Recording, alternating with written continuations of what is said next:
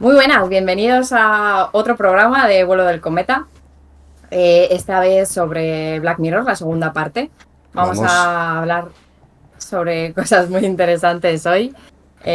Como siempre, vamos a presentar a nuestros contertulios de hoy. Tenemos el gran honor de tener entre nosotros a Ferran Brooks, director de cine. ¡Wow! Muchas gracias por venir, Ferran. Gracias a vosotros por Tenemos invitarme una también vez más. Gracias a ti. Tenemos también, como siempre, a Nocturnis con nosotros, la voz de Noviembre Nocturno. Hola, Buenas noches, desde, amigos. desde la lejanía bucólico pastoril. Sí. Sí, no pongo la cámara, pero aquí estoy en voz por lo menos. Y en Sí, sí, espíritu. espíritu, espíritu. Muchas gracias, Alberto.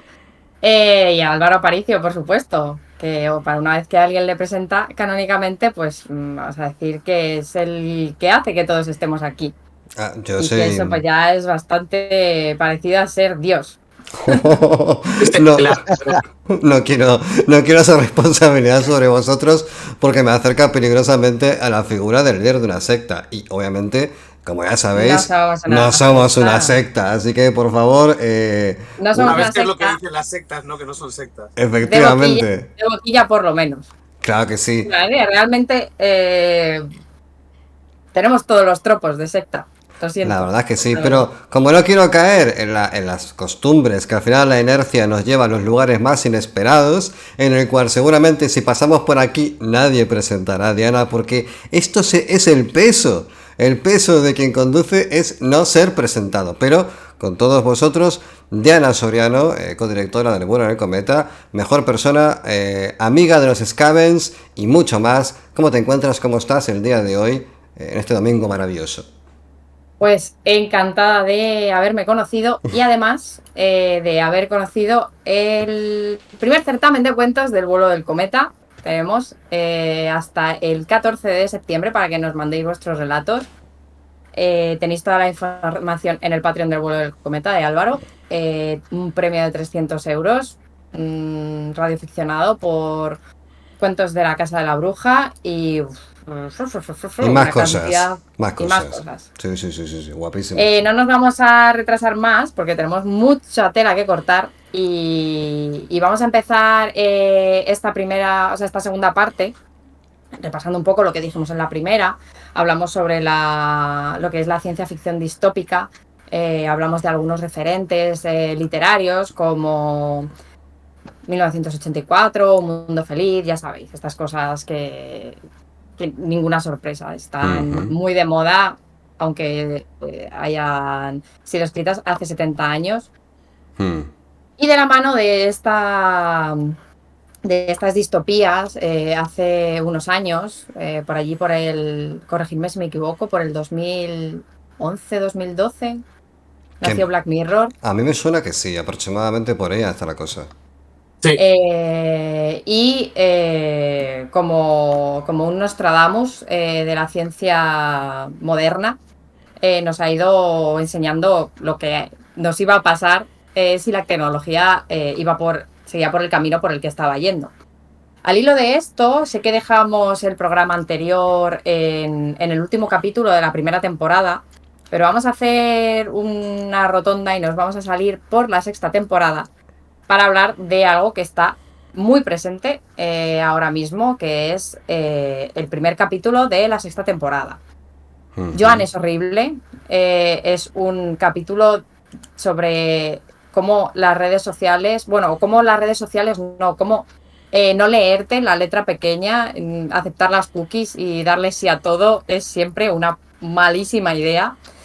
Y cómo podrías estar vendiendo tu alma al diablo o tu imagen, que es mucho peor, porque total, que te condenen al castigo eterno no es nada comparado con que tus trapos sucios se muestren en la televisión y todo el mundo te juzgue por cosas que hacemos diariamente, como sacarnos moquitos mientras conducimos. Sí. Así que al hilo de esto, tengo que decir que el programa, o sea, el capítulo, no trata más que eso, de una persona normal, con una vida normal, que hace las cosas normales, que al final está un poco arrasada llevada por la corriente del día a día, de lo que tiene que hacer, de lo que implica hacer las cosas cuando trabajas, cuando vives en una sociedad, de estas microinfidelidades, ¿no? Que si tuvieras que enseñar las conversaciones con tu mejor amiga, lo mismo preferías muerte. Así que al hilo de esto, creo que Ferran nos trae un comentario muy interesante.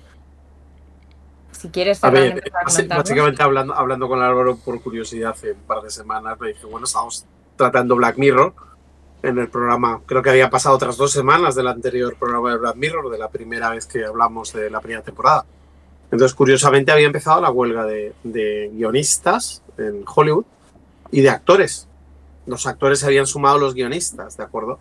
Con un plot twist muy perverso, porque resulta que los actores se habían dado cuenta de que empezaba a llegar propuestas vía operadores tipo Netflix. En Joan es horrible, Joan is awful, el operador se llama Strawberry,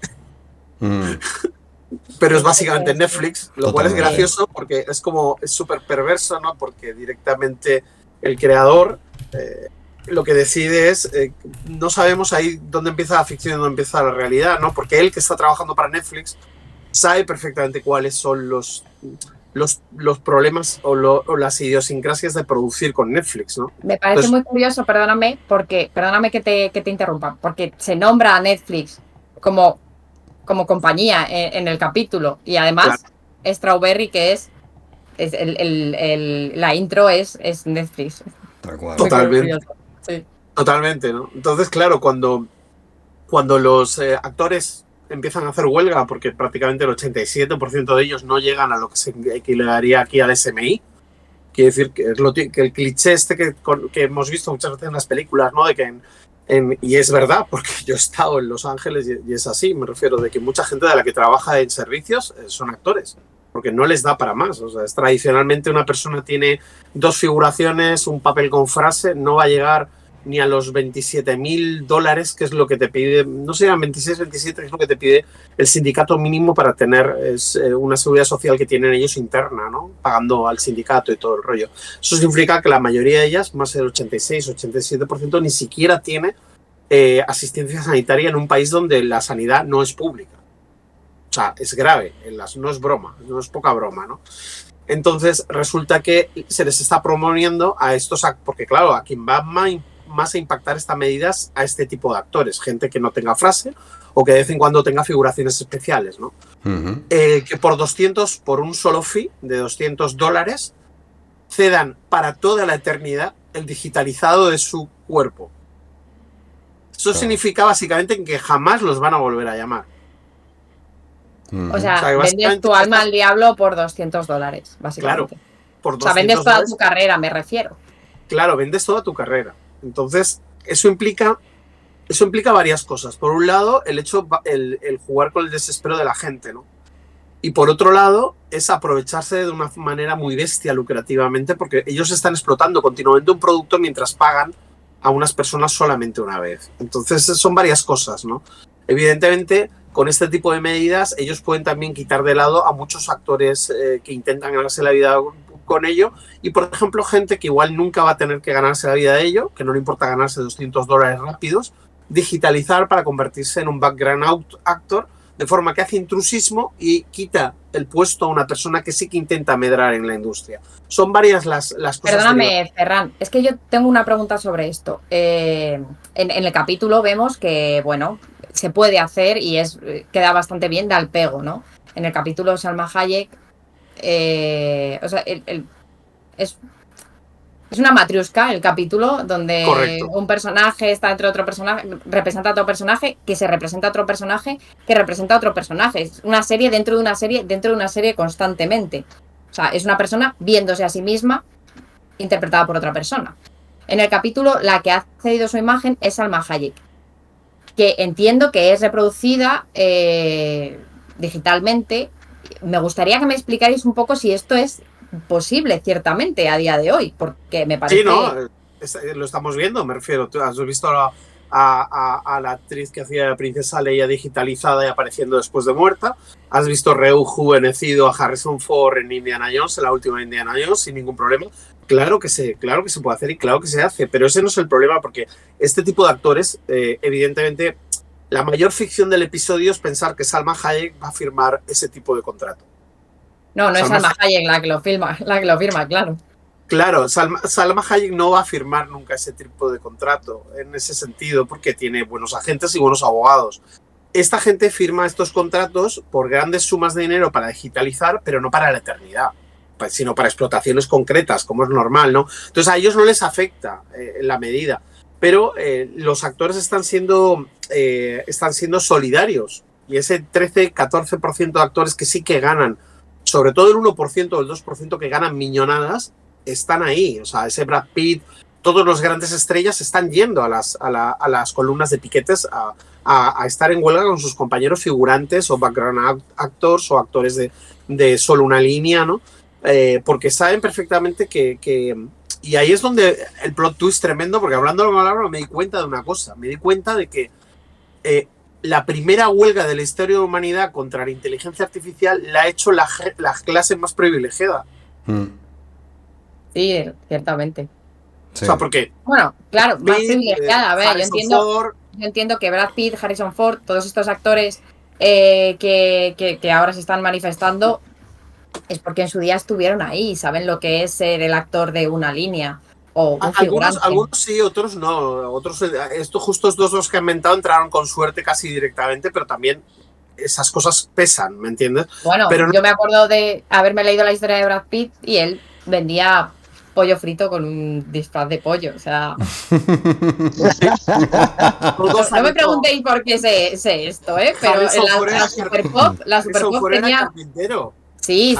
Era carpintero, pero claro, estaba en la casa de Coppola haciendo de carpintero. Bueno, nos ha jorobado, ya, claro. Entonces, pero bueno, la cuestión no es esa, la cuestión es que curiosamente, hablando con él, le decía yo, mira, es que es curioso porque ahora mismo hay varios sectores protestando e intentando ver cómo se mueven, cómo argumentan, cómo hablan, pero básicamente las protestas son en Twitter. Es una cosa que me di cuenta que es una de las grandes maldades de la vida moderna, que es igual que con los parados, las protestas son en Twitter. O con los políticos, las protestas son en Twitter. Entonces, ahora mismo los que están sujetando el cartel de piquete y los que están en la calle luchando contra la inteligencia artificial que va a dejar sin muchos puestos de trabajo a muchísima gente en los próximos años, son los actores, que ganan mucho dinero, porque sin ellos a las empresas estas les daría igual que hubiera estos piquetes. ¿Entiendes? O sea, Christopher Nolan, cuando fue a presentar Oppenheimer, se excusó ante el público diciendo que había mandado a todos los actores que estaban para la premier, los había mandado en avión a sus casas. Porque él, como director, que ese era otro tema, los directores han firmado un bochornoso acuerdo de mínimos. Nolan no forma parte del sindicato de... Perdóname, ¿cómo se puede firmar unos mínimos si no eres un servicio esencial? Quiero decir, yo entiendo que cuando hacemos huelga en sanidad, yo firmo unos mínimos, pero joder, no es un servicio esencial. Como acuerdos mínimos se entiende que han cedido, o sea, que han permitido determinadas cosas porque no les afecta tanto de entrada. Entonces no han sido solidarios. Lo normal es que el sindicato de directores hubiera apoyado a actores y a guionistas. No lo ha hecho. Ha firmado una cosa. Vale, ojo, han sido los representantes del sindicato. Los directores están muy molestos con este tema. Nolan no está sindicado en el sindicato no está gilded en América, es británico.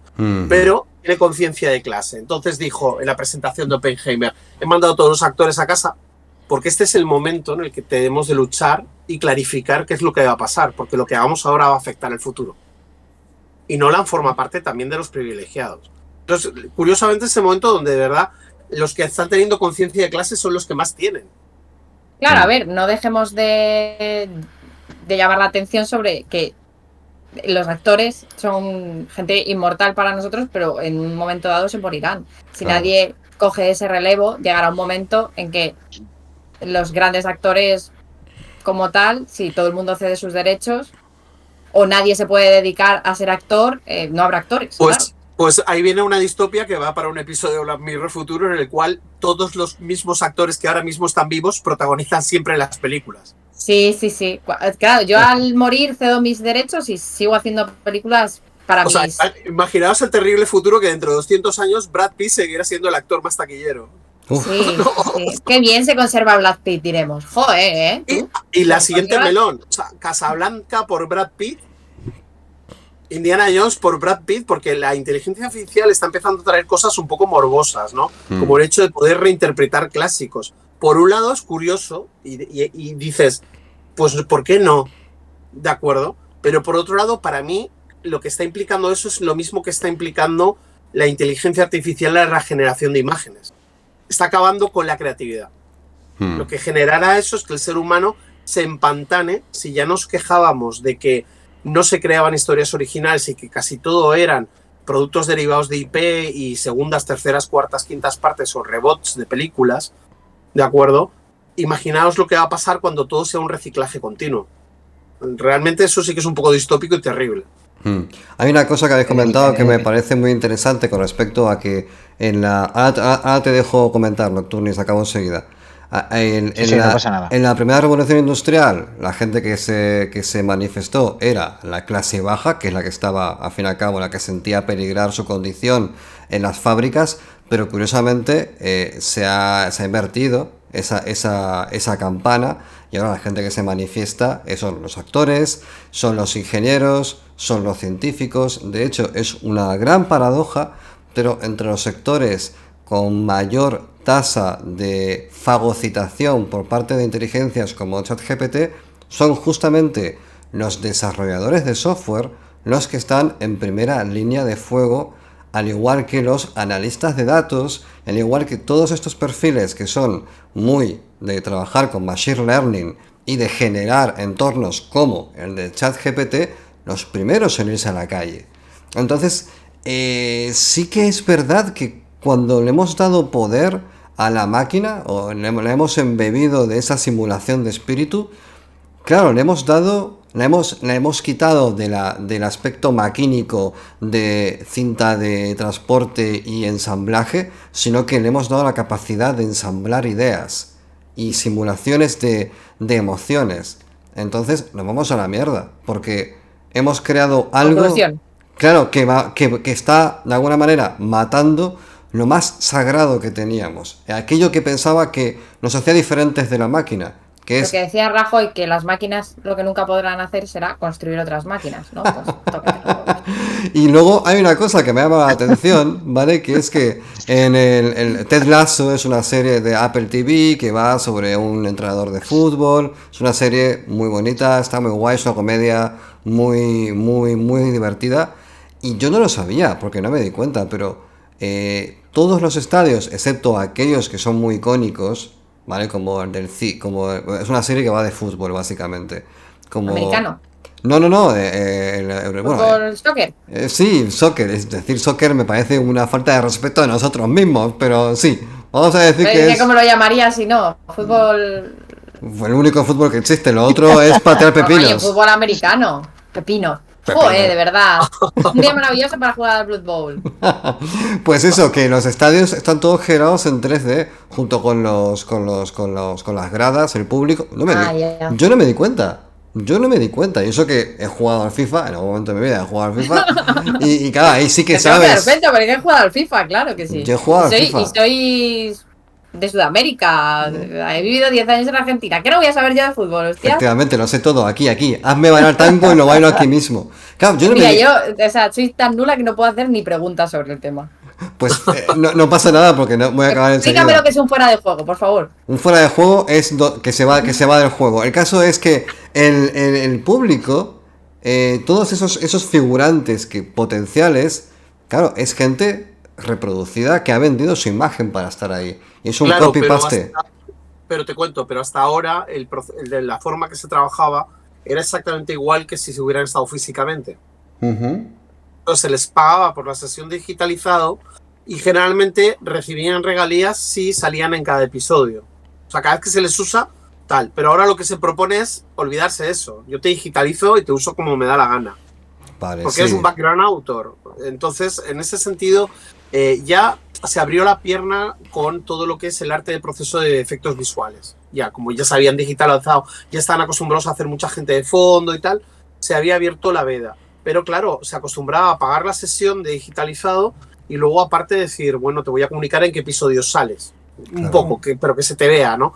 Y se correspondía a pagar una regalía. Que ojo, que estamos hablando de pipas, ¿eh? No, me lo Que ni imagino. siquiera estamos hablando de mucho dinero, ¿eh? Que estamos hablando Perdóname, Ferran.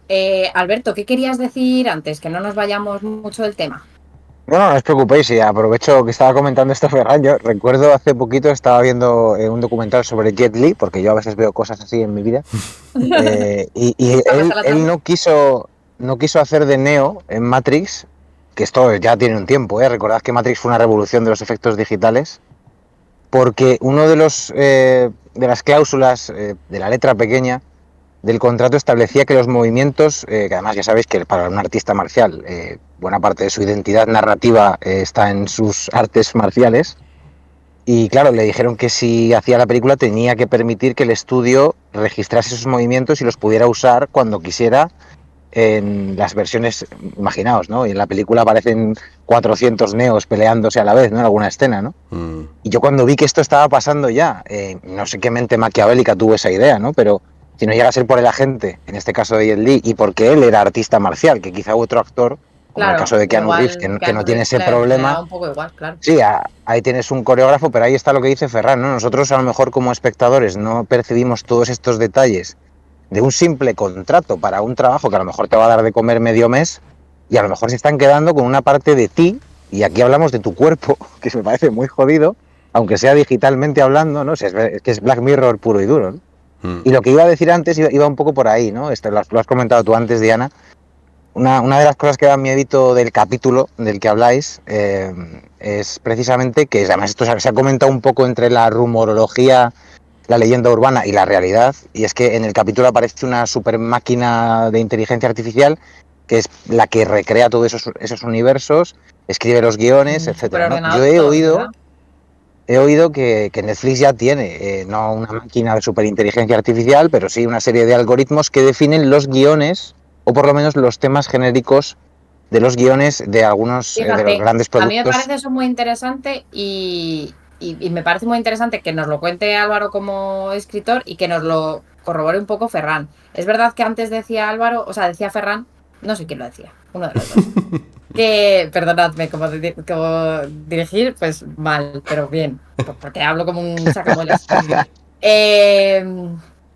Que si no había ideas, que si estaba todo muy manido ya, que si eran refritos, reboots, segundas, terceras, cuartas partes. Entonces, yo sé que Álvaro está un poco metido en esto y si quiere comentarnos un poco y luego nos comenta Ferran. Sí, yo, a ver, mi opinión con respecto a esto es que al final la narrativa, para la gente que está muy fuera de la parte creativa, puede parecer, no sé, como algo tremendamente abstracto, y en cierta medida lo es, pero realmente hay procesos cuasi matemáticos a la hora de crear tramas, que sabes más o menos, o sea, si nos remitimos a los 3 actos aristotélicos, ya ahí tienes una noción de introducción, nudo y desenlace, pues así todo. De hecho, para quien ha estudiado guión, hay un montón de estructuras, un montón de layouts, un montón de formas que puedes utilizar para generar un interés, porque la gente está acostumbrada a consumir las historias de un modo determinado, al menos en Occidente,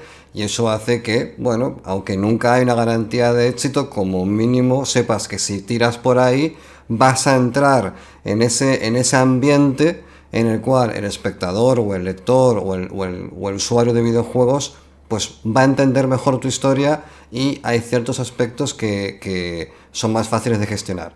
Es real, es verdad, hay historias que se pueden tirar prácticamente con tiralíneas y te puedes anticipar continuamente a través de indicios o inferirlos a través de situaciones, porque estás viendo qué mecanismo va a activar la siguiente situación para generar este siguiente desenlace. Se puede ver. Entonces, hacer un proceso algorítmico a partir de narrativa es totalmente viable. No hay ningún misterio. Salirte de ahí, claro, te puedes salir de ahí. Siempre se puede romper el algoritmo, pero como mínimo la base narrativa sí que está ahí. El otro día puse un tweet en el cual decía, jolín, las grandes plataformas de streaming han tenido pérdidas cuantiosas de ingresos. La última película de Disney, pues ha sido un batacazo en taquilla. ¿Qué pasa? Es que están contando desde hace más de 20 y 30 años todo el tiempo lo mismo. Tienen tanto miedo de perder pasta, que van siempre al layout, a lo más sencillo.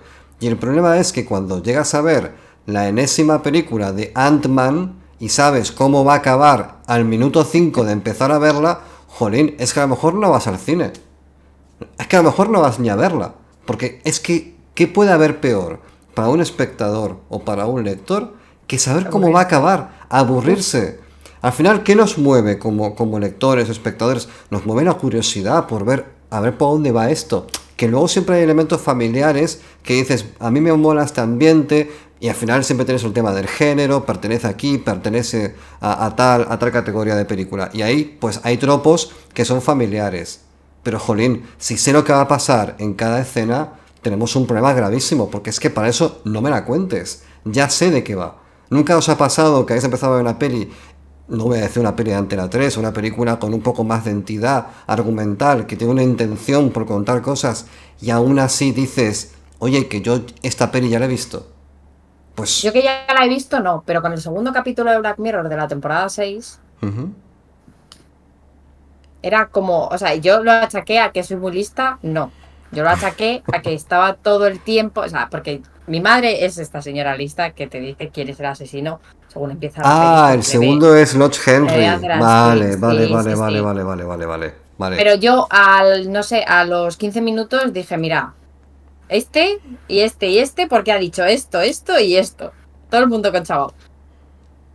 Porque es lo que tú dices, es que llega un momento en que dices, es que me estás poniendo todas las pistas, me lo estás poniendo tan fácil que me voy a quedar porque dura 40 minutos. Pero si durara 2 horas, como la película de Ant-Man, no me quedaba a verla. Bueno, de hecho, no me quedé a ver la película de Ant-Man. A los 3/4 de hora dije, apágate. Es que Ant-Man, Quantumania no la he visto, pero ya la segunda película ya sabes cómo va a acabar, nada más empezar a verla. Bueno, a ver, las películas de superhéroes sí que es verdad que es un poco sota, caballo y rey, porque al final, ¿qué te cuentan? Y ahí es donde quería yo ir a parar, porque ha hablado Álvaro de la creación con estructuras preconcebidas y partiendo de determinados paradigmas. Yo voy a hablar de cómo funcionan muchas veces las productoras, o sea, los operadores. Muchas veces a día de hoy funcionan con, pues eso, directamente preprogramación de parámetros, casi llamaría hashtags, sobre lo que necesitan en ese momento. Como si fuera una película de estas cutres de humor donde alguien está hablando y está diciendo hashtag cool, hashtag woman, hashtag, ¿entendéis? Pues un poquito de ese tipo. Entonces, ahora mismo es como una serie de boxes donde ellos tienen que hacer check en plan de, vale, esto tiene un animal, voy a empatizar porque tiene un animalico, pum. Aquí hay un tío romance, blanco que por favor. Chungo. Hay romance, sexo, pero no muy explícito, cuidado, un poco así de erotismo. Pero con amor. Correcto. Entonces, ahora mismo, directamente, lo que pasa es que se da el paradigma que muchas veces es el ¿cómo se llama? El algoritmo. Los algoritmos están viendo, llevan una base de datos de usuarios de los millones de suscriptores de cada uno de los OTTs y ven cada persona tiene un perfil. La cantidad de pelis de amor que ha visto, la cantidad de true crimes que ha visto, la cantidad de veces, cuándo se ha salido en Quantum Manía, en qué minutos se ha salido, qué le ha aburrido. Entonces, por eso nos ofrecen cosas, ¿de acuerdo? Entonces, ese machine learning va avanzando. Conforme el muestreo, la muestra aumenta sobre nosotros y sobre el público, va avanzando. ¿Qué pasa? Eso condiciona lo que hay que producir. El productor, cuando va al mercado, dice, necesito estos perfiles porque los algoritmos dicen que esto es lo que está consumiendo el público que yo tengo. ¿Entendéis? Entonces se produce un aumentar en la profundidad del agujero. Entonces tú ofreces mierda porque comen mierda. Claro. Ya. No quiero decir que sea mierda, ¿entendéis? He usado el paroxismo. Sí. El paroxismo. Pero ofreces coles porque todo el mundo... Oye, ¿podríamos dar manzanas? No, pero es que lo que se vende es coles. Ya, pero es que la gente quiere coles. Porque la gente se queda cuando le pones coles.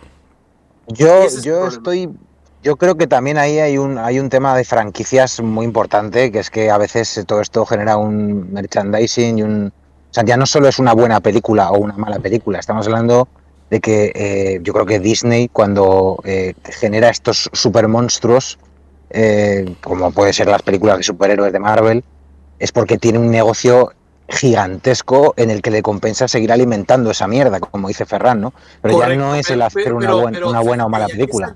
y aquí es el plot twist. Ahora mezclemos los tres elementos. Tengo la IP que tengo que seguir con ella. Tengo, como bien decía Álvaro, una serie de estructuras narrativas que no te salgas de ellas porque la gente no quiere cosas complicadas. Quiere sota, caballo, rey, el héroe, y que le pase algo malo justo antes del tercer acto, luego le traiciona no sé qué, luego se va a la mierda, se quita los kilos y todo revive, ¿de acuerdo? Y luego, además, yo, según los hashtags del Machine Learning, necesito sexo, alcohol, una gorra roja de los Red Sox, un alien tuerto, 2 muñecos de Pumuki y un Opel Corsa para vender. Hostia, pero esto hay que escribirlo ya. Joder, quiero ver esa película ahora mismo, por el amor de Dios. Por favor. Sí, es como se hacen las películas, amiguitos.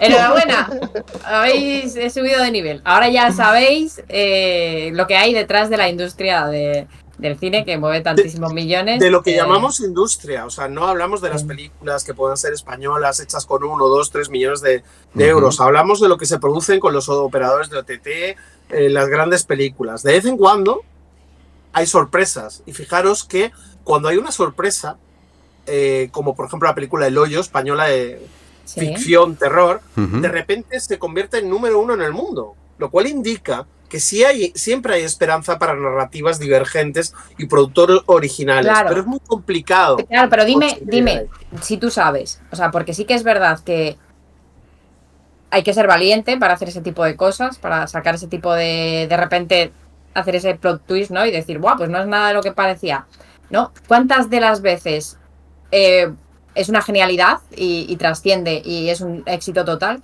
Y cuantísimas más, entiendo que pasará, no se comen un torrao, aunque la película sea buena. La pregunta iba para mí. Sí, totalmente para ti. Totalmente. El principal problema es, como os he dicho, el escollo 1. O sea, cuando tú estás como productor, un productor independiente, ¿de acuerdo? He apostado por un guión y estoy levantando un proyecto. Como es mi caso, soy productor, aparte de director y guionista. Y de repente quiero hablar con un operador de OTT porque le quiero enseñar esta película de terror que me parece que es decente y podrían apoyarla, ¿no? Me encuentro con la barrera de que ellos dicen, no, es que ahora mismo estos tropos que tú estás tocando no nos interesan. Pero si me hubieras traído una película de este otro tipo de perfil, sí que me lo podría pensar. Esto pasa muy a menudo. ¿Y qué pasa? Un mes después te cae un guión de esos y vas corriendo y lo enseñas. Ya han cambiado, ¿no? Ya han cambiado. Ay, ¿no? Ya no. Te perdiste esta oportunidad, bonito. Porque es un mercado muy fluctuante. Además es un mercado muy, muy frágil. Porque se quiere lo que está de moda y se copia, ¿no? Hasta la saciedad. Claro, fijaros, cuando sale una película de Barbie, de repente van a hacer pelis de todas las muñecas, ¿vale? Cuando una de ellas se pega un trompazo, automáticamente no querrás ver películas de muñecas. Pues yo ya no quiero ver películas de muñecas ya ahora. O sea. Yo quiero comentar quiero añadir un pequeño matiz, y es que a toda la complejidad que ha comentado muy bien Ferran, hay luego intereses que muchas veces ni vemos. Esto me recuerda a un caso que hemos comentado varias veces, cuando Neil Gaiman y Terry Pratchett están preparando la primera versión del guión de Good Omens para hacer una peli, se encuentran con todo un infierno de producción en el cual empiezan a decir, no, pero claro, es que una de las empresas que nos financian es de Japón, esto que habéis puesto aquí de no sé qué los japoneses, por favor me lo quitáis, y esto de aquí, por favor me lo cambiáis, y esto de aquí... Me imagino a Terry Pratchett. Yo me imagino a Terry Pratchett diciendo, oiga usted, que soy Terry Pratchett. Pues Terry Pratchett está diciendo, no me moriré ya. Ya. Oye, ¿por qué no me muero? No, ¿por qué no os morís vosotros? Diría Terry. Pero si el caso es que estaban los dos, Neil Gaiman y Terry, en un hotel durante varios meses reescribiendo, y acabaron hasta el gorro. Y Neil Gaiman aún lo intentó un poco más y no salió. Siendo ellos dos, Neil Gaiman ya estaba consagrado y Terry ni te cuento. Sí, entonces, claro, a ver. Claro, pero por es que... decía yo lo de soy Terry Pratchett. Claro, pero ahí llegan con ese muro, que es el muro de, oye, hay mucha pasta en juego, hay muchos nombres en la ecuación, no podemos decir nada inadecuado, Da mucho miedo y el miedo es muchas veces mal calibrado, es un generador de mediocridad que flipas. Con los videojuegos también pasa. Cuando tienes un estudio independiente que te han hecho un juego maravilloso, pero de pronto han crecido un montón, viene una publisher y sienta a tu mesa a un ejecutivo que tiene voz y voto, muchas cosas que antes pasaban van a dejar de pasar. ¿Por qué? Basta. Porque da miedo. Es una inversión. Yo hasta ahí lo entiendo. Pero claro, también es verdad lo que dice Ferran. Es que al final cuando hay un producto feliz que se sale del redil y tiene calidad suficiente para destacar, ya sea porque lo ve la productora, lo ve el mainstream también lo avala, o la crítica, que es esos momentos, voy a decir, raros, en los cuales la crítica, porque yo no soy muy amigo de la crítica, a mí la crítica personalmente no me interesa demasiado porque pueden ser muy destructores a veces. Esa opinión tuya tiene un 4,2 en Film Affinity. A mí me parece que hace muchísimo daño eso, hace mucho daño. Pero bueno, cuando la crítica, en lugar de destruir, oye, pone en valor lo que está bien e intentan de alguna forma hacerlo llegar a más gente, cuando cuesta muchísimo, porque una película cuesta horrores destacar. ¿Cuántas películas salen al año? ¿Cuántos videojuegos hacen al año? ¿Cuánto se publica de libros al año? No nos da tiempo para consumirlo todo. Hace falta que un día Carlos Bollero se levante contento y diga, bueno, esta película no es una mierda. Es una fantasía, me encanta. Me encanta, pues bueno, ya está. Bueno, a lo mejor, perdón, que Carlos Bollero no dice esas cosas. No, el mero hecho de que Carlos Bollero diga que tu peli es una mierda implica que va a ir a verla más gente. Claro, porque Carlos Bollero ha dicho. O sea, Carlos, por favor. Carlos, habla con Terry Pratchett. Por favor. Bueno, pues... Bueno, chicos, sí, perdón, Alberto. No, sí, solo quería añadir un detalle a esto que estabais comentando. A mí hay una cosa que también me da un poquito de miedo, o no sé si me... En parte también me parece un tema muy, muy interesante a nivel narrativo, ¿eh? Y es que me he dado cuenta en este capítulo, lo estaba diciendo Diana antes, que se meten con Netflix, o sea, hacen una parodia de sí mismos, ahondan, de hecho, profundizan en la idea de que su industria está destruyéndose a sí misma, se está devorando a sí misma. Fagocitando. Salió también hace poquito otra serie tremenda que es Severance, que además habla también, es una serie de Apple, pero habla mucho de esa filosofía de empresa que tiene la propia Apple. Y bueno, esto yo creo que lo dijo Michael Moore en su momento, cuando estaba produciendo documentales Denuncia, que él decía, realmente a la industria, si creen que tu producto va a dar dinero, les da igual que te cagues en ellos. O sea, les da igual ideológicamente por donde vayas. Pues si ellos creen que hay dinero de por medio y creen que va a dar dinero, no les va a importar lo que tú estés contando, ¿no? Y esto también es una oportunidad. Sí, esto es un poquito 15 millones de créditos. Cuando el final del capítulo, el muchacho se saca ahí un poco... Saca un poquito el carácter y dice, acordar de vuestros muertos pisoteados. Y le hacen un programa y dicen, tú vas a seguir vendiendo que eres un rebelde sin causa. Vas a vivir, genial, vas a beber zumo de naranja, que me parece un detalle de fantasía. Porque vete tú a saber lo que habrá afuera, pero él bebe zumo de naranja. Y, o sea, son esos pequeños detalles que dices, joder, si cuando me enfocan al zumo de naranja es que debe ser algo... Claro. Y sigues haciendo eso, sigues metiéndote con el sistema, pero como vendes, como la gente te ve, como la gente te consume, pues bueno, ponnos a parir si nosotros... Vaya yo caliente, ríase la gente que decía... Sí, pero que esto muchas veces se utiliza para desacreditar precisamente al creador, como que ha entrado dentro del sistema mainstream, por así decirlo, y a mí, sin embargo, me parece que es una oportunidad para hablar de cosas que a veces acaban de entrar en el mainstream, ¿no? Como es este movidón que está habiendo con Netflix, como es la huelga, tanto de guionistas como de actores, y que yo sí que creo que va a ser un paradigma. Yo creo que va a ser un antes y un después en la industria cinematográfica. No sé cómo va a salir, pero es que están pasando muchas cosas que no hemos vivido antes en la industria creativa. Entonces es una oportunidad también. Sí, yo creo que es una oportunidad sobre todo para que la gente luche por la gente, que es una cosa como que no suele pasar de ninguna de las maneras. Es que cuesta mucho porque hay mucho miedo, me refiero.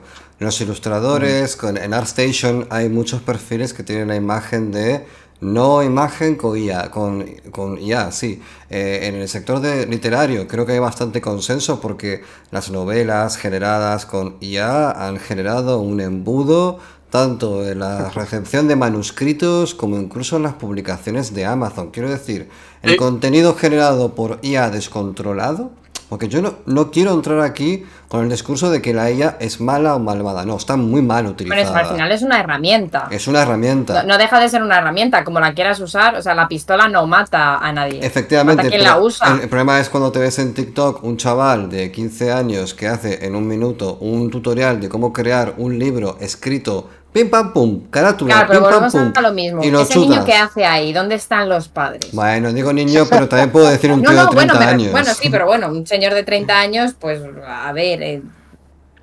Exacto. Hombre, es que igual los padres dicen que prefiere que haga eso a que esté con la droga. También es verdad. Vamos a joder el sector editorial. Cómprale el Baldur's Gate 3 que sale en septiembre. Vamos. No, ni droga ni nada. Eso también es droga, ¿eh?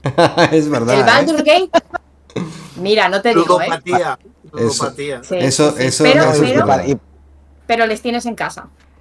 Y donde yo te vea, hay un problema inherente a todo lo que está pasando. La tecnología va siempre muy rápido.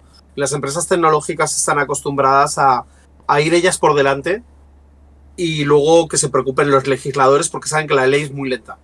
Entonces ellos siempre trabajan en una política que ellos llaman de hechos cumplidos, yo llamo de tierra quemada. O sea, es un truco muy viejo. Sí. O sea, es como los platos rotos. Yo ya de momento lo voy a hacer, como voy a estar 5 o 6 años haciéndolo indiscriminadamente hasta que a ti te sacudas un poco las telarañas y digas, hombre, ¿qué ha pasado? Ya es muy tarde, porque gente muriéndose de hambre aquí. Claro, bueno, pero qué voz más bonita tienen. Claro, pero tú ten en cuenta una cosa, cuando los legisladores de verdad legislen van a tener que contar conmigo porque yo voy a ser una cosa ya presente. Y los que empiecen, después de la legislación va a ir contracorriente. Yo he ido libre hasta que llegue la legislación. Entonces estas empresas, mirar, la gente se ha puesto las imágenes en las de estas de compartir ArtStation, ¿no? Por ejemplo, ¿no? Flickr, ¿vale? Yo tengo Flickr desde hace muchos años. Yo me preocupé en leer la letra pequeña de Flickr de ArtStation desde el principio. Y yo ya sabía que ellos podían utilizar mis imágenes para cualquier cosa. O sea, eso ha sido siempre así. O sea, sí, pero vamos a ver. Es verdad que hay, pues eso es como las cláusulas de los bancos, porque sean abusivas, no dejan de estar ahí. Me refiero, son abusivas y tú las firmas porque son abusivas, pero ahí está la ley y la gente, la legislación, la Constitución, que tiene que proteger al ciudadano para, aunque tú hayas firmado algo así, Ya, pero Diana, la velocidad de la ley es imposible, porque tú no puedes... Sí, desde luego, y es verdad que cuanto más nicho sea, en este caso... pero te cuento un ejemplo. Mirar, a día de hoy muchas veces en las series y tal, o incluso oyes a gente de que hay que denunciar porque ha pasado no sé qué, una conversación de WhatsApp, y hay que guardar la conversación porque el juez, la policía pedirá la conversación a la empresa. Os adelanto una cosa, mentira. No hay forma humana todavía que haya conseguido una conversación de WhatsApp cedida por la empresa americana casi ningún juzgado de España. Nunca. Joder. Se certifican capturas con peritos, que es otra cosa. Pero no porque la política de WhatsApp es muy práctica. Es denuncia en Estados Unidos. Y si un juez americano da la orden, yo daré la conversación. Si no, no hay forma. ¿Os podéis imaginar cuántas de esas conversaciones de verdad han acabado certificadas por la empresa madre? En fin. Ya os digo que una de cada 5 millones. En juicios súper importantes con empresas, con cosas que tengan que ver con mucho dinero, que se habrá denunciado en Estados Unidos para conseguir que WhatsApp dé la conversación. Pero si no, es imposible. O sea, como eso todo. Hombre, por otro lado, cuando tú hablas... Nos vamos a ir mucho de esto. Vamos a dejarlo. Si os parece bien... Es que, bueno, es mi opinión de mierda. Si os parece bien, y es una pregunta retórica, vamos a seguir con el programa porque al final se nos va a quedar en la señora esa que es muy desagradable. Pero es un tema muy interesante. Yo creo que ha valido la pena hacer toda esta introducción a la cuestión porque aparte da para mucho. Es que ni siquiera hemos hablado de la película del Congreso, ni hemos hablado del libro de Stanislaw Lem. No, yo creo que no. Pero me permitís, voy a hacer un recap y cierro yo. Vale. Bueno, volviendo a lo que estamos diciendo, yo quiero pensar que el creador Broker, de acuerdo, él, aparte de tener un conocimiento interno y saber cuál era la dinámica en la cual se iba a mover el OTT, evidentemente lleva mucho tiempo pensando en esta idea de que la industria se fagocita a sí misma cada vez más, ¿no? movida por movimientos empresariales. Entonces, todo eso es lo que demuestra el episodio. Es una apertura de corazón a corazón abierto de lo que él piensa. Y me ha parecido muy bestia por el hecho de que no es que se haya anticipado, sino que ha sucedido casi en tiempo real. Y supuestamente es anticipación. Y es a donde yo quería ir a ver. Y como ha dicho bien Alberto, el hecho de que él esté en una plataforma con Netflix demuestra que a veces los irreverentes son necesarios en ese tipo de plataformas para abrirnos tienen los espacio, ojos. Tienen espacio, desde luego. Pues vamos a continuar con donde nos quedamos en el programa anterior, que fue la verdad, en uno de los capítulos que yo creo que si no es de los más famosos, sí que está entre los 2 o 3 primeros, que es Tu historia completa, el último capítulo de la primera temporada, que yo creo que pegó súper fuerte y nos dejó a todos muy marcados. Hay una escena por ahí de sexo que a mí todavía me quita el sueño. Bueno, y os comento un poco. No hago más que tirar voltis, ¿eh? Ya es el segundo que lanzo. Este capítulo, en el que las personas que lo habitan llevan un implante tras la oreja, que veremos que es un implante muy común en el mundo de Black Mirror, lo llevan en bastantes otros capítulos con estas funciones y con otras más avanzadas. Convierte todas las evidencias en secuencias de vídeo clasificables para su posterior visionado. Nos presenta al protagonista asistiendo a una entrevista de trabajo de la que, además de depender su puesto, le piden algo relativamente cuestionable, que es un poquito amoral, y él rechaza, ¿no? Y la entrevista sale mal, no nos sorprende a ninguno. Y en la siguiente escena podemos ver cómo Liam, que es el protagonista, repasa los hechos mientras vuelve a casa, ¿no? A continuación se nos presenta una escena de una cena en la que, por supuesto, se juzga a Liam en base a sus actos, porque están presentes y saben de lo que hablan. Y vemos que llevar este implante es totalmente opcional, no es obligatorio, pero se juzga muy duramente por parte de los que sí la usan, que no se use. Hay una de las asistentes a la cena que dice que ella no lo tiene y que está muy tranquilísima, vive la vida. Porque, como decía Mamá Ladilla, grábalo con tu cámara y piérdetelo. Bueno, el caso es que este capítulo, ahora os pregunto vuestra opinión. Mi opinión es que ahonda en las relaciones humanas y pone en manifiesto que estas van más allá de la verdad o de los hechos tal y como ocurren fehacientemente. Que regodearse en el pasado no nos ayuda porque no vamos en esa dirección. Y bueno, el protagonista de esta historia se dedica a escarbar con todas las uñas posibles en el pasado de su pareja, hasta que la pareja se le hinchan y se va. Adiós, muy buenas, hasta luego, Mari Carmen. Cuando se queda solo con sus recuerdos, toma una importante decisión que no os vamos a explicar, pero me gustaría saber si habéis visto este capítulo y qué os ha parecido. Por ejemplo, Ferran. Fue uno de los capítulos que más me gustó inicialmente de la primera jornada de Black Mirror, porque me gustaba mucho el enfoque de ciencia ficción. A día de hoy lo veo un enfoque de realidad casi ficción, porque básicamente es a donde vamos. O sea, de hecho, esto casi complementa lo que hemos estado hablando en el episodio anterior. O sea, la tecnología esta sumada más la cesión de derechos se acabó. O sea, ya estás totalmente inmersionado. O sea, realmente cuando tú vas a foros de producción de películas, yo he ido a mucha gente a hablar sin ningún pudor con el hecho de que la gente va a querer películas protagonizadas por ellos mismos. Y películas de sus propias historias. ¡Buf, qué pateo! ¿Cómo se consigue eso? ¿Cómo se consigue eso? Se consigue con esto, ¿de acuerdo? Se consigue con implantes. No me sigas contando más. Alberto, ¿qué opinas tú? No, pero termina Ferran. No, me estoy apoyando muchísimo. No, vale, corto eso. La cuestión, a mí me gustó mucho narrativamente, me gustó mucho el juego de las decisiones, de cómo te enfrentas a ti mismo a las decisiones, las consecuencias. O sea, es casi un cuento de cautela sobre la tecnología, del que no vamos a aprender una mierda, porque aquí estamos. Efectivamente. Uno más, no pasa nada. Y básicamente, desde el punto de vista, volviendo otra vez al perfil tecnológico, me asusta otra vez lo ubicuo de la tecnología, que es al final lo que nos va a apartar a nosotros, a los seres humanos. Y aquí se vuelve a ver, esto es un hecho recurrente en Black Mirror. No solo que la tecnología está presente, sino como la tecnología nos está apartando de nuestra propia humanidad. Alberto, ¿quieres continuar? O Álvaro, perdón. No, Nocturnes empezó antes ahí a decir sus cositas nocturnas. Que continúe. Sí, nada. Yo creo que es verdad, como dice Ferran, que lo que se muestra también en la serie es como una personalidad obsesiva, incluso compulsiva, diría yo, acompañada de esta tecnología. Lo que puede hacer es fomentar esa actitud, además, en su entorno íntimo. La tecnología siendo una herramienta que se puede utilizar, pues para muchas veces, tal y como lo plantea el capítulo, parece una ventaja a todas luces el poder recordar al dedillo todo lo que has dicho y hecho durante toda tu vida, pero desde luego se puede convertir en una obsesión enfermiza, ¿no? Que es lo que termina ocurriendo, y al final es esa obsesión también por justificarse a uno mismo, ¿no? Incluso cuando puedes llevar o no la razón, ¿no? En ciertas circunstancias, pero sí que habla de una sociedad... ¿Tener razón o tener a tu mujer?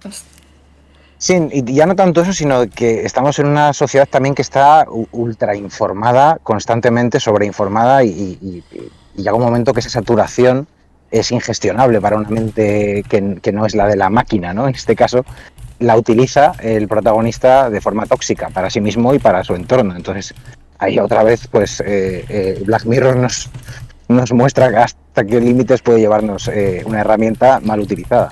Sí. Yo quiero añadir un par de cositas. Una de ellas, voy a empezar por lo que me ha gustado menos. Voy a poner antes que ese capítulo que creo que con más diferencia me ha gustado. Es de la época de Channel 4, cuando se veía unos tonos más apagados de colores, se veía en general un enfoque, vamos a decirlo así, austero, pero muy comedido, con sentido, no un austero de baratillo, sino un austero de la historia que os vamos a contar. No requiere más que esto que vamos a mostrar, es suficiente, tiene muchísimo peso y mucha textura. Lo que menos me interesó es quizás el planteamiento tecnológico, pero por un motivo fundamental, es que es extremadamente complejo. Hay un momento en el cual el personaje pasa por un checkpoint que lo controlan, y en la pantalla se ve todos sus recuerdos ahí, delante de todo el mundo. Acá, mi mente de LOPD dijo, ¿cómo puede ser que sus recuerdos estén a la vista de todo el mundo? Cualquiera que pasa por ahí ve que ha ido a mear al baño.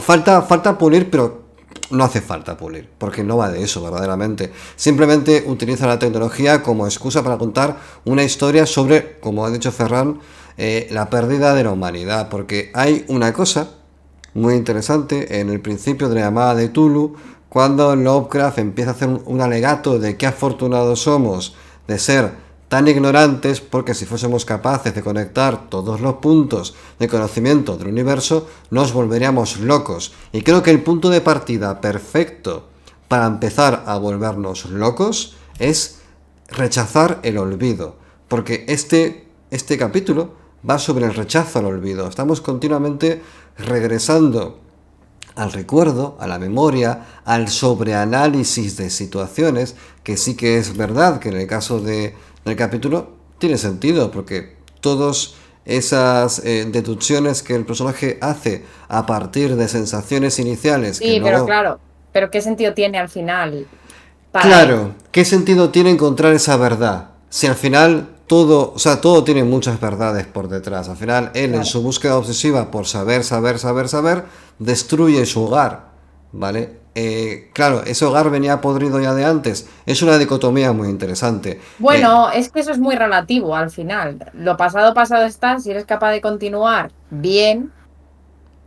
Si no, déjalo, claro, pero no así, no. Claro, el tema es cómo al final la tecnología, esta negación del olvido, también es una magnificación del escarnio, porque estás todo el tiempo pensando y poniendo en primer plano aquello que te hace daño, que en circunstancias normales pues simplemente o miras a otro lado o lo olvidas, porque es que no te aporta nada a tu tiempo presente. Tu tiempo presente, el actual, da igual con quién se haya acostado tu mujer, da igual que haya pasado hace X con el señor con el que la mujer estaba emparejada en Turquía, creo que era, no recuerdo qué país asiático de por ahí. Da igual, porque tu presente es Entonces, bueno, es una situación en la cual se pierde humanidad a partir del momento en el cual no eres dueño de tu olvido. Y de forma recurrente y obsesiva, como hacemos todos cuando queremos hacernos daño, tenemos pensamientos intrusivos conscientes que además apoyamos y reforzamos para hacernos mucho daño. Pues esto es todo el capítulo, es eso. Que también, de una forma llevada, en mi opinión, magistral, porque hay momentos de tensión, como cuando están ellos en la cama, en ese punto clave álgido, en el cual él dice, y es que aquí hay un cuadro que te regalé, ponlo, y empieza la rueda y... Uf, es que además ya no solo que tú puedas verlo, porque si se mantuviera para ti, Claro, bueno, luego le echaré un vistazo a ver si pasó así. claro. Pero que se lo puedas poner a la peña. Mira, yo vi esto. Enséñame lo que estabas haciendo el día tal, a la hora tal. Que para la policía muy guay. Pero claro, imagínate las parejas esas un pelín... Imagínate el... No, No, ¿qué pero estabas haciendo? Pómelo. la policía es muy guay, pero básicamente es un gran hermano ubicuo que significa el fin de la humanidad, o sea, directamente. O sea, Efectivamente. A mí esto me parece un error. La primera señora que no lo lleva... O sea, esa es la heroína del episodio. Esa sí, Esa es la efectivamente. heroína. Esa es a la que todos deberíamos mirar. Esa es Neo. Sí, Esa es- así ha salido de Matrix. Eligió la pastilla azul. Efectivamente. Bueno, pues como curiosidad última sobre este capítulo, he leído que este capítulo, que es el único que no ha escrito Brooker, lo ha comprado Robert Downey Jr. para hacer una peli. ¿Qué os parece? 40 millones le ha costado. Pues nada. No, 40 millones no le ha costado. Ah, vale. 40 millones le costó a Netflix comprar la serie. Ah, vale. 40 millones me ha gustado a mí, pero vamos, que lo tiene Robert Downey Jr., no sabemos qué hará con él. Mismo le Pues, pone una IA ahí a trabajar. Bueno, un dato es, efectivamente, este es de los pocos capítulos que no escribió Broker, ¿de acuerdo? Pero escribió Jesse Armstrong. Y Jesse Armstrong es el genio creador de Succession. Si no lo habéis visto en HBO, vedla, porque es una joya. Es una auténtica joya. Son las mejores series que se han hecho en los últimos 20 años. Sí, Un drama terrible. Un drama acuerdo. terrible sobre el capitalismo. estoy muy de acuerdo. Oye, una pregunta sobre Succession, muy rápida antes de que Diana me dé con el palo porque me voy del tema. ¿Consideras que... Es que hay mucha gente que creo equivocadamente que considera que es un drama. Para mí es una comedia. Succession para mí es una comedia satírica. Tengo que verla así. No puedo verla de otra manera. Me hago daño Bueno, si tú lo veo de puedes otra verla manera. como, Yo llamaría- tú puedes verla como quieras. Película de terror familiar. Terror familiar, wow. Terror Yo familiar. llamaría una película de terror familiar. Igual que existe el horror folk, Sí. el family horror existe, ¿no? Entonces, Sí. yo diría que Succession es la... Tú ahora ponte que eres uno de los hermanos o eres el padre, Ujú. que es un monstruo. Pero ahora ponte que eres el padre y esos son tus hijos. Y esa es tu familia. Y ese es el imperio que has levantado. Y te vas. Te levantas de la mesa, les dejas con la paella ahí y te piras. Sí, ya. sí que da un poco de miedito, estoy de acuerdo contigo. Bueno, Yo estoy dirigiendo el programa, pero quien está controlando la hora es, por supuesto, pues Álvaro. nos quedan 3 minutos para hacerla ahora, ¿cómo lo ves? ¿Quedamos Pues que es aquí? un buen momento para dejarlo, Ujú. porque efectivamente empezamos con la segunda temporada, pero yo no quiero dejarlo porque el siguiente capítulo es mi favorito, pero... Sí. pero Da Ah. el pie, vamos a da el dejarlo. pie, da el pie, ¿cuál es? No puedo parar. Esto es como cuando te pones a hacer pis. No Pues puedo parar. Me parece una analogía maravillosa. ¿El siguiente capítulo cuál es? Simplemente para dejarlo en el aire y dar un par de Mira, el pinceladas. siguiente capítulo es, ahora mismo vuelvo, Ujú. no es mi capítulo favorito porque salga otro Weasley, que sí, Vale. sale otro Weasley. Pero bueno, es mi favorito porque lleva la tecnología brutal a la casa, que es yo lo que creo que más me gusta de Black Mirror. Como lleva la tecnología super pro, que dices, bueno, es que esto es una cosa loca, muy avanzada, pero para tu casa. Quiero decir, la rumba que te da masajes, pero con manicas y piececicos. Estupenda, me parece. Eso es lo que más me gusta de este capítulo. Hombre, es un capítulo francamente triste Y bonito. Y muy bonito, es muy bonito. A mí también creo que es de esta primera jornada es el segundo que más me gusta. A mí es que me encanta. Es un capítulo muy evocador. ¿Quieres que comentemos algo o lo dejamos como cliffhanger para la No, yo creo que lo vamos a parte? dejar aquí. Sí. Vale, ¿me permitís un chiste malo? Esto seguramente será Amazon en 15 años. Hostia. Mira, voy a decir una cosa. ¿Qué trae a tu novio? Voy a decir una cosa. Difunto. Del pateo que me da. Porque podrás hacer estándar. Quiero decir, podrás hacerte tu novio Keanu Reeves de la época que tú quieras. No Keanu de la primera de Matrix. Keanu de Un paseo por las nubes. Vale. Tú te lo compras y vas por la calle de la mano con Keanu Reeves. No, escucha, de la mano. Keanu, hazme unas croquetas. Joder, vamos a vivir mejor. Dame facilidades. Claro, hombre, pero vas a tener a Keanu Reeves haciéndote croquetas cuando puede hacerte... No te quepa ninguna duda que no podrá hacer croquetas, que eso es lo mejor que puede existir, ¿vale? Vamos a ponernos de acuerdo en que las croquetas son Dios.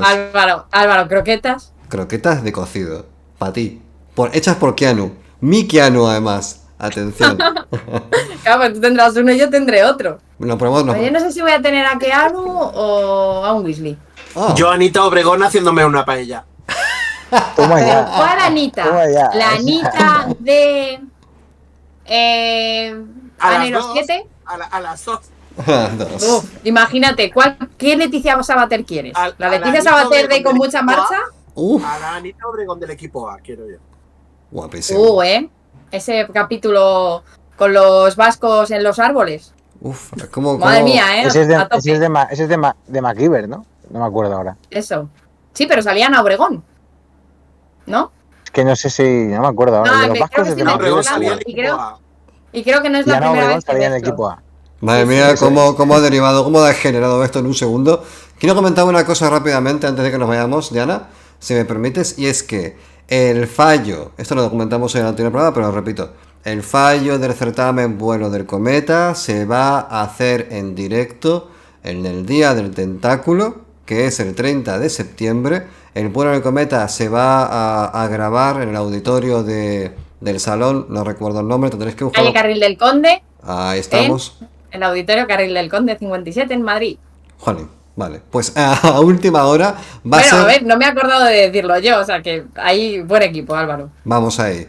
Nada, que ahí en directo, que aparte que es el podcast de cierre, que imagino que es de 7 a 8 o de 6 a 7, no me acuerdo. Luego Sí, lo será de 7 a 8 probablemente, sí. Vale, pues de 7 a 8, ahí diremos quién es el ganador del certamen del primer certamen de relatos del cuento del cometa. Así que, nada, yo me callo, perdón. Continúa, Diana. Bueno, como es mi primerita vez, me vais a perdonar que las cagadas a todos. No puedo garantizar que la próxima vez lo haga mejor porque normalmente la primera vez que yo hago una cosa me sale bien y luego ya la cago siempre. Supongo No sé, que me no sé a qué confío. cagadas te refieres. No me he Ninguna. dado cuenta de ninguna. Algo hay, seguro que alguno me pilla, ¿eh? Como el 0,01% de población que nos ve desde Francia. Ah, bueno, eso ha molado mucho, pero bueno, no, Sí. ha ido muy Bueno, bien. pero ha ido muy el bien. caso es que quiero daros las gracias por acompañarme y acompañar a Álvaro hoy. Y Álvaro ya es una extensión de mí, es un basket case aquí, un gemelo malo, enganchado en mi chepa. Muchas gracias, Ferran, por venir, por darnos tu visión de profesional, de grande de tu sector. Muchas gracias, Noviembre, por estar donde quiera que estés y aún así Nocturno. y aún la así sombra. veniros. Es que fíjate, venga, joder, muchas gracias. Estoy en el de campo verdad. y se corta, se corta. Sí, Un honor, un sí. privilegio, un placer. A sus pies. Muy bien. Muchas gracias, Álvaro, por darme esta oportunidad de dirigirte a ti y darte un poquito con el remo en Ay. venganza total y absoluta. Ríete tú de Liam Neeson pegándole guayas a los rusos que secuestran a su hija. A mí me encanta. Vamos, va a pasar más veces, no te quepa ninguna duda. Así que, bueno, sin mucho más que decir, yo voy a darle al botón de apagar en 3, 2, 1. Adiós. Adiós. Adiós.